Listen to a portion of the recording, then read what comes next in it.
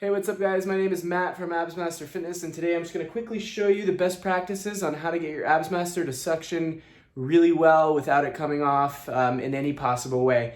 The first thing you want to do is go ahead and grab like a small, very damp towel. Don't make it too wet, but just damp, and kind of give a little rub down to the bottom, the suction of the AbsMaster. Sometimes there's little particles or hairs that get in the way. You just want to make sure that it's pretty clean. And the next thing you want to do is kind of give a wipe down the floor, the area that you're going to be using it in. Just make sure there's no dust or any kind of little particles, like I said, just to get it as smooth as possible.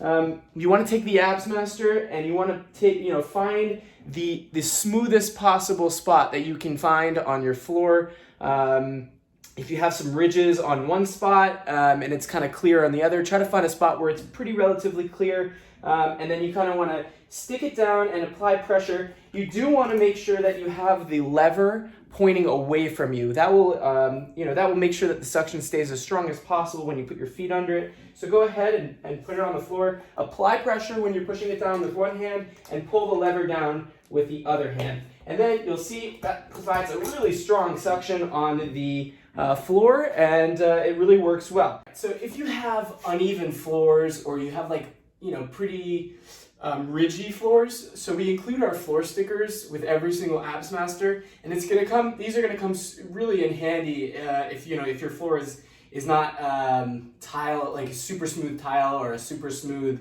wooden floor. So for example, the floor we're using here, if you're to attach it in just the regular spot, it suctions really well. But if you put it in between the pieces, kind of where the pieces match up, it's actually not going to suction properly. You can just pull it right off. And so for those instances, it's really important that you use the floor stickers that we include. And you have to peel off the adhesive off the sticker. And then once you peel it off, you're going to put it on the floor. And make sure that you take out any sort of air bubbles or any gaps or anything that could cause the sticker to not stick properly. Again, it's also super advisable that you put the sticker in the flattest spot possible, just again to avoid any issues with the suction. Once you put it down and you've sort of pressed out all those air bubbles, give it a little wipe down in that area, and then go ahead and attach your AbsMaster in that spot. Remember, the lever is facing away from you. Push down, give it some suction, and that's going to be stuck on really well. And then you can go ahead and do all your exercises.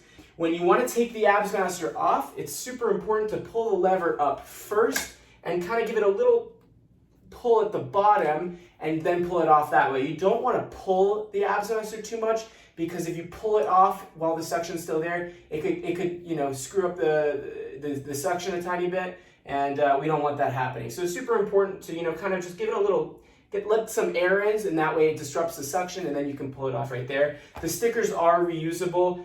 Because they're so strong, you do need to kind of get your finger under a little bit and slowly peel them off, and then you can reuse them. You can put them in a different spot. We do include multiple stickers in each package, so if you want to use a different one, if you want to have it, different stickers in different locations of your house, that's fine as well, or one in your office, one in your house, that works just as well.